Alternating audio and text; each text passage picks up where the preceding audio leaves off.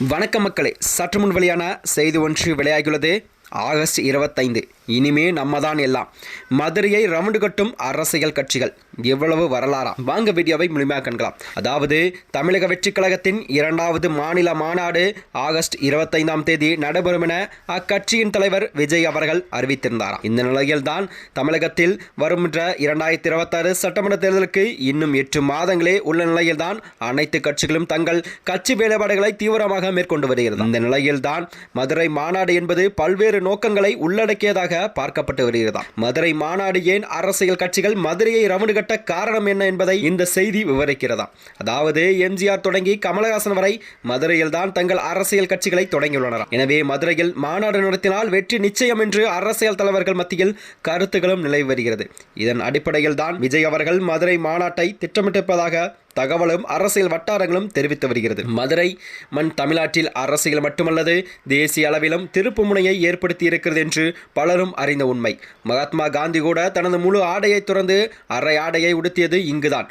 மதுரையில் சாமானிய மக்களை பார்த்து அவர் உடுத்துவதற்கு முழு உடையில்லாமல் மக்கள் இருக்கையில் நம் நாட்டு எப்படி முழு ஆடை உடுத்துவது என்று உணர்ந்து அரை ஆடையை உடைத்தவர் தான் காந்தி ஆவார். அதைத் தொடர்ந்துதான் 1921ஆம் ஆண்டு செப்டம்பர் 22ஆம் தேதி வரை மரணம் வரை காந்தி அரையடையில் தான் இருந்தார் என்றது மதுரைக்கு காரணமே என்று கூறலாம். அது மட்டுமன்றி கடந்த 1953ஆம் ஆண்டு தொடங்கி 1972 வரை கம்யூனிஸ்ட் கட்சிகள் மாநாடுகளும் மதுரையிலே நடத்தப்பட்டது. எனவே மதுரை இடதுசாரி அமைப்புகள் வலுவாக காலூன்றி இருக்கிறது என்றும் பலரும் அறிந்த உண்மை. இன்றைக்கும் மதுரை மாநாடு உறுப்பினராக CMS வெங்கடேசன் தொடர்கிறார். சமீபத்தில் கூட இக்கட்சியின் அகில இந்திய மாநாடு கூட மதுரையில் நடைபெற்றது என்று கூறலாம். அது மட்டுமன்றி அதிமுகவின் தொடக்கம் இடதுசாரிகளை தொடர்ந்து அதிமுகவை மதுரை வலுவானதாக இருக்கிறது. கடந்த 1972ஆம் ஆண்டு அக்டோபர் மாதம் 17ஆம் தேதி எம்ஜிஆர் மதுரையில் தான் அதிமுக எனும் அரசியல் கட்சியை தொடங்கியார். இக்கட்சியில் அரசியல் வரலாற்றை பெரிய மாற்றங்களையும் ஏற்படுத்தினார். இதற்கான தொடக்கம் தான் மதுரை என்றும் மதுரை மக்களின் ஆதரவு இருந்தால் கண்டிப்பாக வெற்றி நிச்சயம் என்றும் அதிமுக தொடர்பிற்கு பின் அரசியல் கட்சிகள் மத்தியில் பரவலாக எழுந்துள்ளதாம். அது மட்டுமின்றி திரைத்துறையிலும் ரசிகர்களாக கேப்டன் அவர்களும் அழைக்கப்பட்ட விஜயகாந்த் 2005 கூட மதுரையில் தான் வைத்து தேசிய முற்போக்கு திராவிட கழகம் எனும் அரசியல் கட்சியை தொடங்கினார். கடந்த 2000ஆம் ஆண்டே தான் தனது ரசிகர் மன்றத்துக்கு என தனி கொடியையே விஜயகாந்த் அறிமுகப்படுத்தி இருந்தார் என்று கூறலாம். இதனையடுத்து தான் 2001 உள்கட்சியில் தேர்தல் தனது ரசிகர் மன்றத்தை சேர்ந்தவரை போட்டியிட வைத்தார் என்று கூறலாம். இதன் மூலம் தான் கிடைத்த வெற்றி விஜயகாந்திற்கு தீவிர அரசியல் நோக்கை தள்ளியது.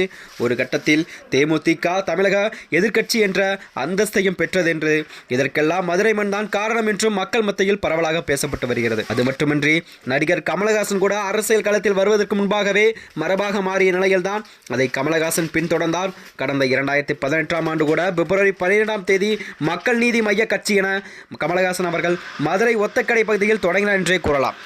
அது மட்டுமின்றி திராவிட கட்சிகளுக்கு மாற்று என்று சொல்லி இந்த கட்சி தொடங்கப்பட்டாலும் தற்போது திமுக கூட்டணியில் தான் கமலஹாசன் தொடர்கிறார். தற்போது மாநிலவை எம்பியாகவும் இருக்கிறார் என்றே கூறலாம். ஆகவே இவ்வளவு அரசியல் முக்கம் தாய்ந்த மதுரை மாநாடு நடத்தினால் கண்டிப்பாக தமிழகத்தில் எந்த கட்சியாக இருந்தாலும் அந்த கட்சிக்கு வெற்றி நிச்சயம் என்று விஜய் உணர்ந்திருக்கிறார். எனவேதான் இங்கு மாநாட்டை அவர் நடத்துகிறார் என்று அரசியல் வட்டாரங்கள் தெரிவித்து வருகிறது. அதுபோல திருப்பரங்குன்றத்தில் உள்ள மதுசூதில் உயிர் பலி கூட என்பது இந்துக்கள அமைப்புகளாக சர்ச்சையாகவும் கிளப்ப, அது மட்டுமின்றி மதுரை முருகபக்தர் மாநாடு கூட என்கிற பெயரில் இந்து முன்னணி மிகப்பெரிய மாநாட்டை ஆந்திராவின் துணை முதலமைச்சரான பவன் கல்யாண் கூட இந்த நிகழ்ச்சியில் கலந்து கொண்டார் என்று குறிப்பிடலாம். இதனால்தான் மதுரை மண்ணில் தொடங்கப்பட்ட அரசியல் கட்சிகள் அனைத்துமே நடத்தப்பட்ட மாநாட்டின் விவரங்களும் இது தவிர அரசியல் சலசலப்பும் மதுரைக்கு மண் பெயர் போனது என்றும் மக்கள் மத்தியில் பரவலாகவும் பேசப்பட்டு வருகிறது. மேலும் இது போன்ற வீடியோக்களை தெரிந்து கொள்ள நமது சேனலை மறக்காமல் சப்ஸ்கிரைப் செய்து கொள்ளவும். நன்றி, வணக்கம்.